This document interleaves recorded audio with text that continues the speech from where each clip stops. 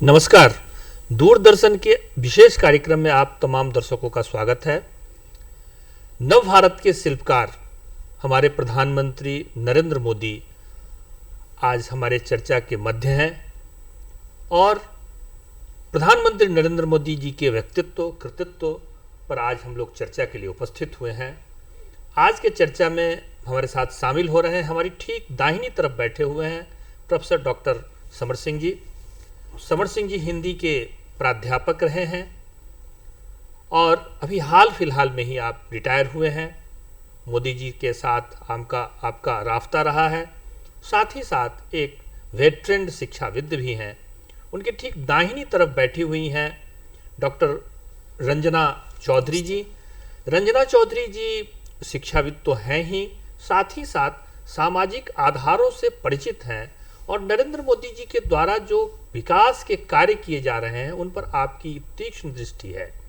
आज आप दोनों ही विशेषज्ञों का हमारे स्टूडियो में स्वागत है, अभिनंदन है। हम लोग चर्चा जब प्रारंभ करते हैं तो डॉक्टर साहब आपसे ही शुरू करते हैं, क्योंकि आपका काफी लगाव रहा है मोदी जी के साथ जी। तो डॉक्टर साहब, मोदी जी का जो व्यक्तित्व है वो अन्य जो हमारे देश के नेता रहे हैं, पारंपरिक नेता रहे हैं, कैसे उन्होंने रिफॉर्म किया है और किस प्रकार का व्यक्तित्व उनका है ये? देखिए, मोदी जी का व्यक्तित्व जिस प्रकार से हम लोग सरदार वल्लभ भाई पटेल को लौह पुरुष कहते हैं जी जी, और उस तरह से मोदी जी के व्यक्तित्व को, पूरे व्यक्तित्व को एक शब्द में बांधते हैं तो ये विकास पुरुष। विकास पुरुष। और मोदी जी ने एक तो सबसे बड़ी बात मैं उनके बारे में कहना चाहूँगा कि इस व्यक्ति ने जिस दिन से प्रधानमंत्री पद की शपथ ली 2014 में, तब से लेकर के आज तक उसने कोई व्यक्तिगत छुट्टी अपने लिए नहीं ली। हाँ, और हम लोगों ने कभी ये भी नहीं सुना कि मोदी जी बीमार भी पड़े हैं। और न वो बीमार पड़ते हैं, न बेड रेस्ट उनको चाहिए, और सोने का अधिकतर जो समय निकालते हैं वो या तो ट्रेन में, रेल में होते हैं या प्लेन में होते हैं जब विदेशों की यात्रा करते हैं, नहीं तो वो सोने के लिए किसी होटल में जाना पसंद नहीं करते। तो नरेंद्र मोदी विकास का पर्याय बन चुके हैं। नरेंद्र मोदी के नाम की मैं आपको बताना चाहूँगा कि जैसे इनके यथा नाम तथा गुण, तो अंग्रेजी वर्णमाला के जो लेटर्स हैं इनके नाम के, तो नाम के अनुसार इनका ना से नाम शुरू होता है, एन से तो नमामि गंगे पहली योजना, और ए नरेंद्र, उसकी जो स्पेलिंग है उसके अनुसार मैं चल रहा हूँ। ए से आवास योजना, आर से रोजगार योजना, ई से ई रूपी, और फिर एन आया तो नेशनल ग्रीन हाइड्रोजन मिशन, और फिर डी आता है तो DDU ग्राम योजना, और आर से रुपे कार्ड, ए से फिर आयुष्मान भारत, एम से मोदी का, अब मोदी के तो एम से मुद्रा योजना, और वन रैंक वन पेंशन योजना MO, और डी से डिजिटल इंडिया, और फिर आई से इंद्रधनुष मिशन।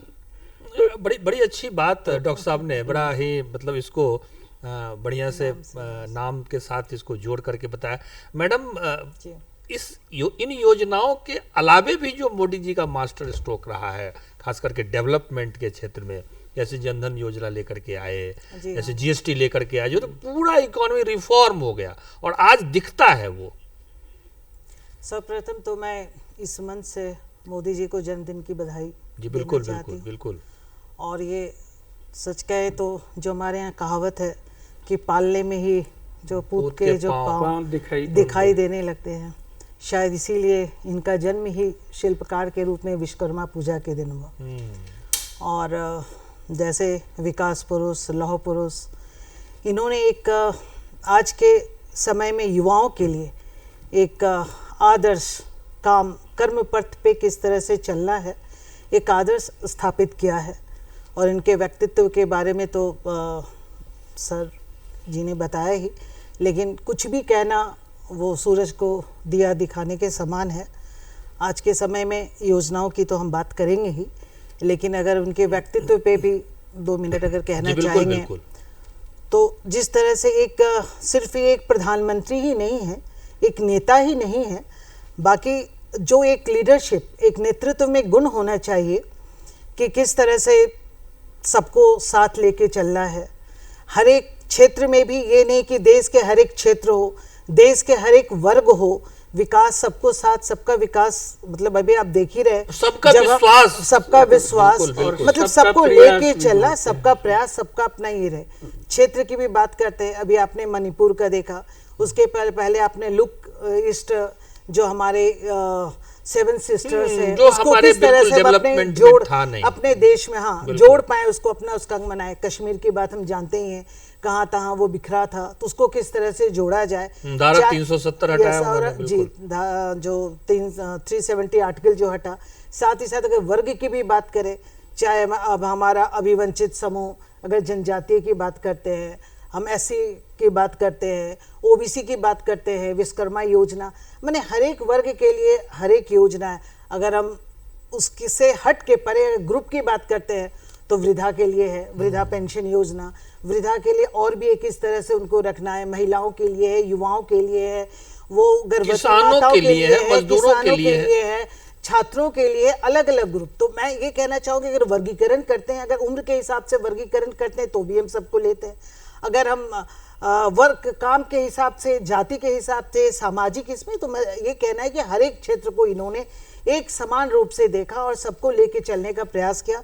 चाहे हमारा भारतीय जो मानचित्र है उसको भी समेट के लेते हुए, इसलिए जो इन्होंने कहा कि लौह पुरुष वाला, किस तरह से हमारा देश जो है जुटा रहे, उसका हर एक भाग जुटा रहे, इस पे इन्होंने काम किया है और आगे काम करें। जो हमारा है कि किस तरह से विकसित देश बने और एक पूरे दुनिया के लिए एक गुरु के रूप में प्रतिस्थापित करने, विश्व गुरु के रूप में, भारत के रूप में प्रतिस्थापित करने के लिए इनका प्रयास स्थापित करने में ये जो लगे हुए हैं, उनके नेतृत्व में पूरा देश और पूरा जो लगा हुआ है, ये बहुत ही बड़ी बात है, जो कि एक सबको मतलब मोटिवेट करती है, प्रेरणा देती है। इनके हर एक चीज़ जो प्रेरणा देते हैं और हम सब मिल के टीम स्पिरिट की भावना से इसमें लगते हैं।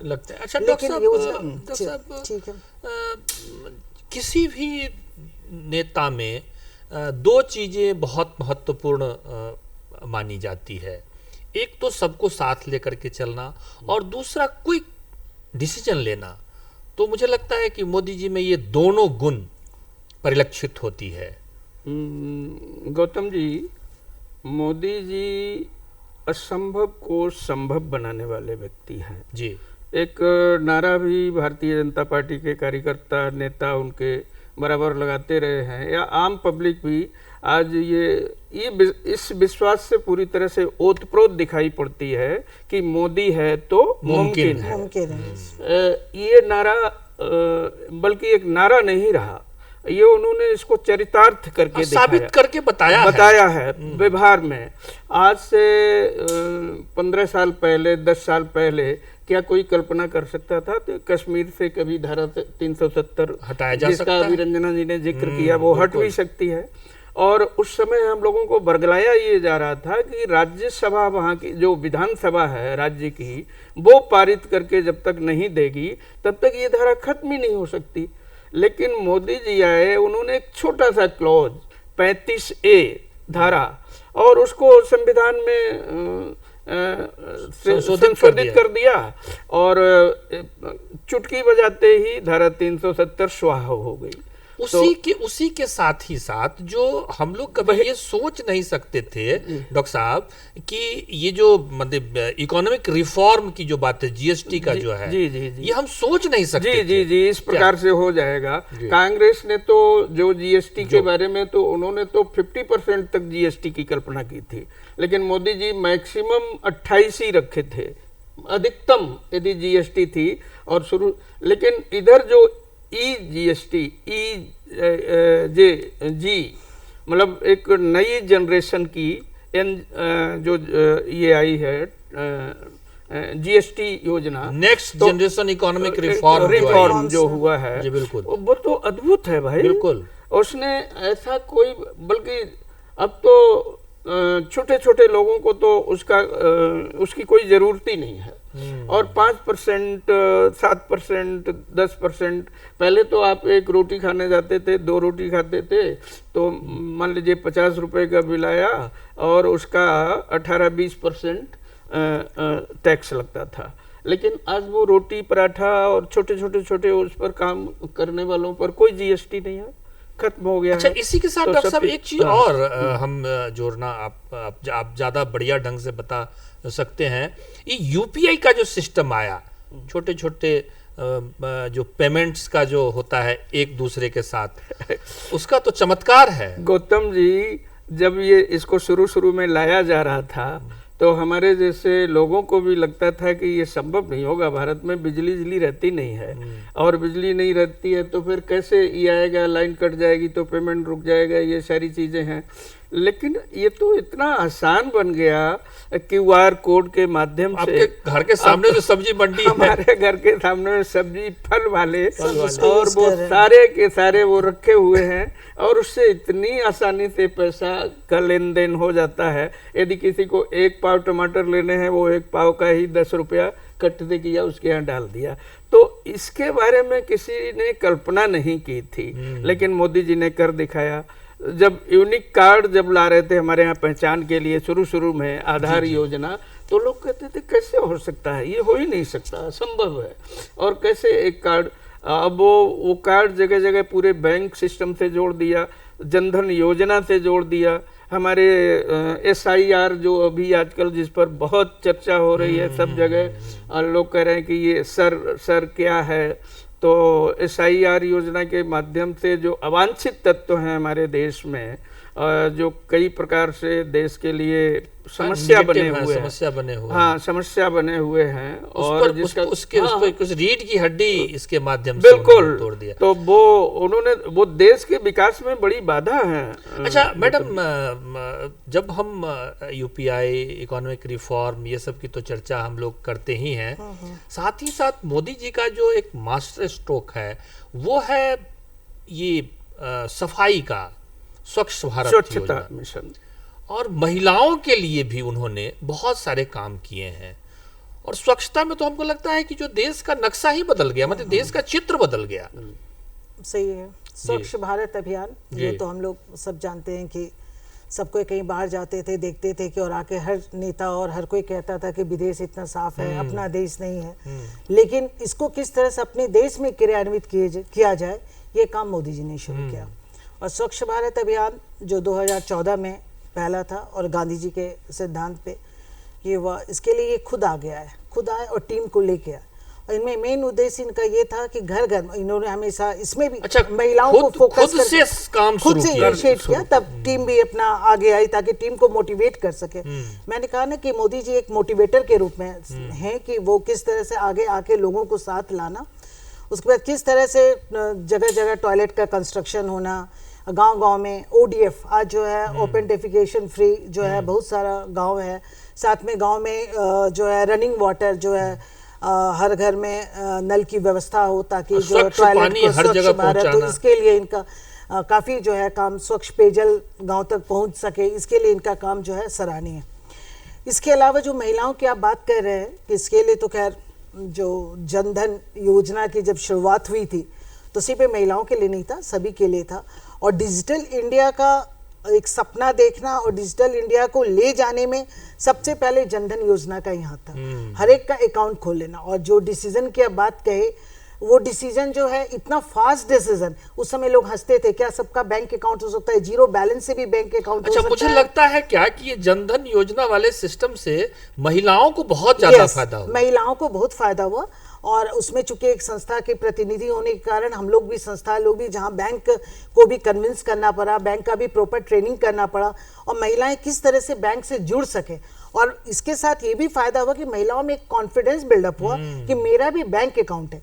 इसके चलते, जनधन योजना के चलते जो डायरेक्ट ट्रांसफर डायरेक्ट डीबीटी जो बेनिफिट डायरेक्ट ट्रांसफर हुआ, ये भी जो है कहीं ना कहीं भ्रष्टाचार हटाने में एक महत्वपूर्ण रोल है। कि आज जब आप देख रहे हैं कि चाहे उज्ज्वला गैस योजना में जो सब्सिडी है वो भी जो है डायरेक्ट जो है बैंक के माध्यम से उनके अकाउंट में जाता है। उसके बाद दूसरा स्कीम जो उज्ज्वला गैस है, ये एक अमूलचूल परिवर्तन था महिलाओं में। जो महिलाएं एक ये सब, चूंकि मुझे ये लगता है और मोदी जी हमेशा कहते भी हमारे प्रधानमंत्री कि एक उस मध्यम वर्गीय निम्न मध्यम वर्गीय परिवार के होने के कारण उन्होंने ये कठिनाई अपने घर में महसूस की, अपनी माँ के साथ, अपनी बहन के साथ, घर वालों के साथ, कि खाना बनाने में किस तरह से महिलाओं को कठिनाई आती है, महिलाओं समय लगता है, स्वास्थ्य पे प्रभाव पड़ता है, और लकड़ी आपको बारिश के महीने में सामान के अलावा भी मिल भी नहीं पाता है।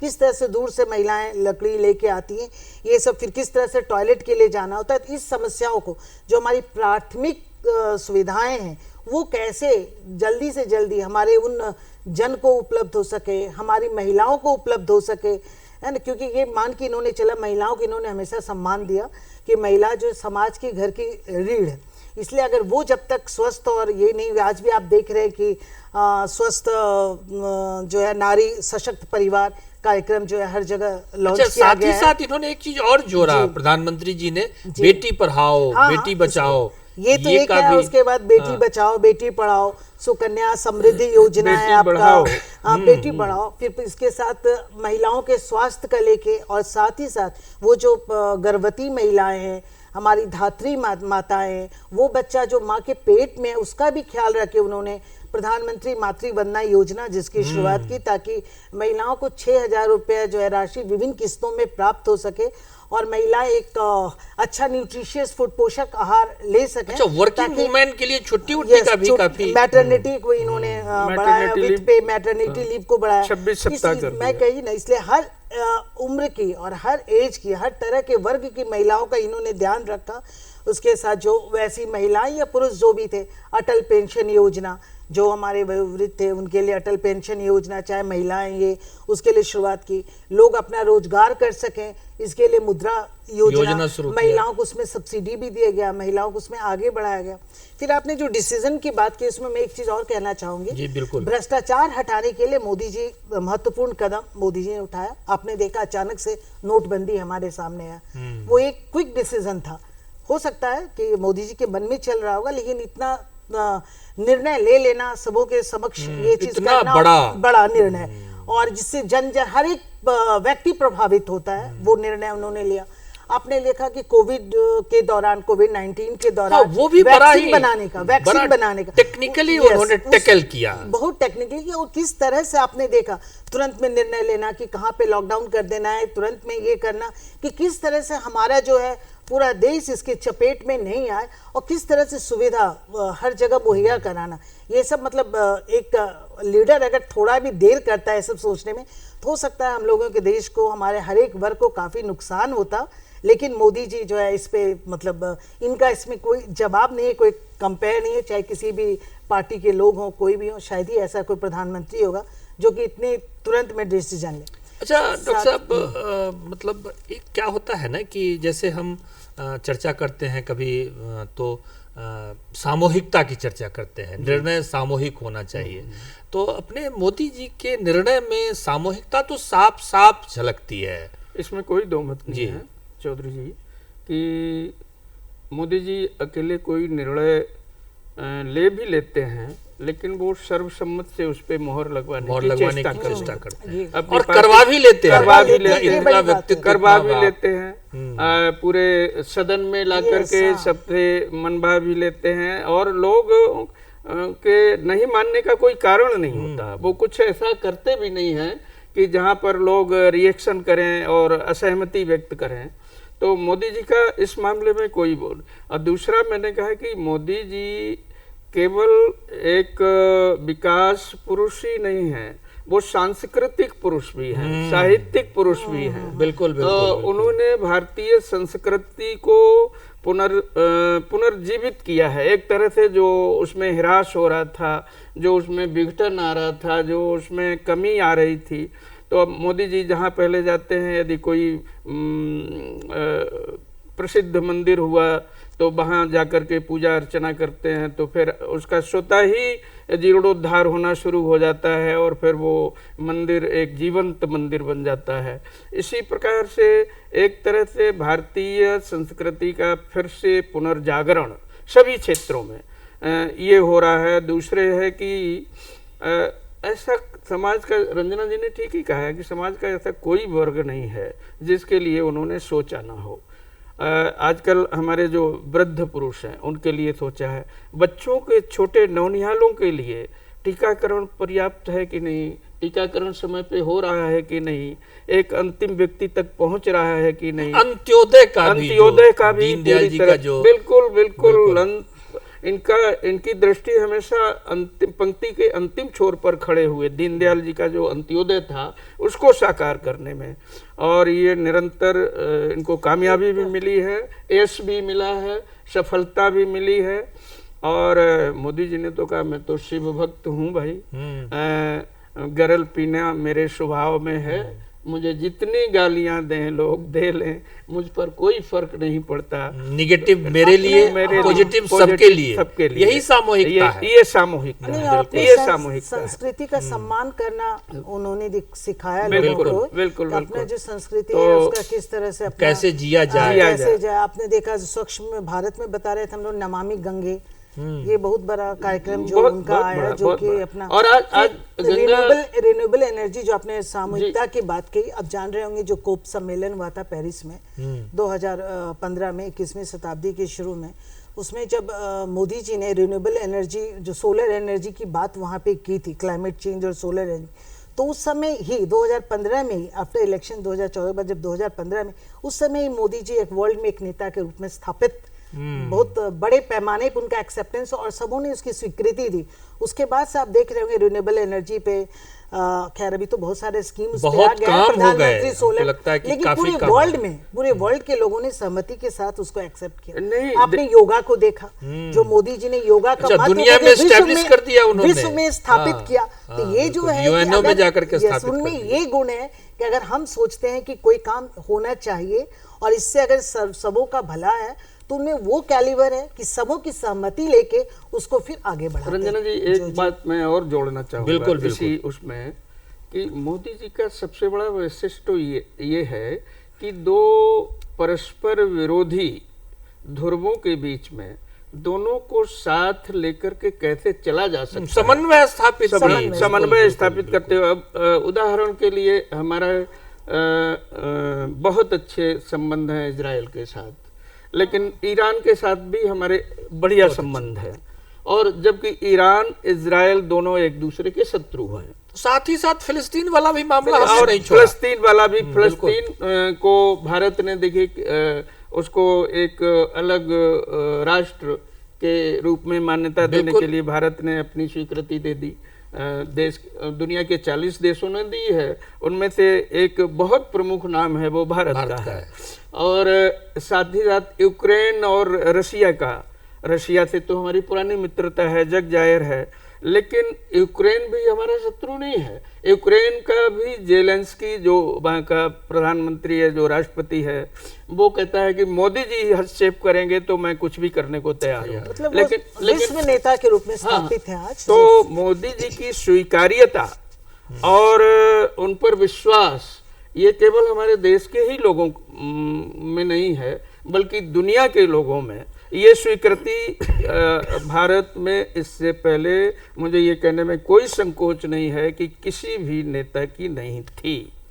अच्छा डॉक्टर साहब, जब हम थोड़ा सा और इस चीज़ को आगे बढ़ाते हैं, एक जो स्वप्नदर्शी योजना हमारे नरेंद्र मोदी जी की है वो शिक्षा पर है।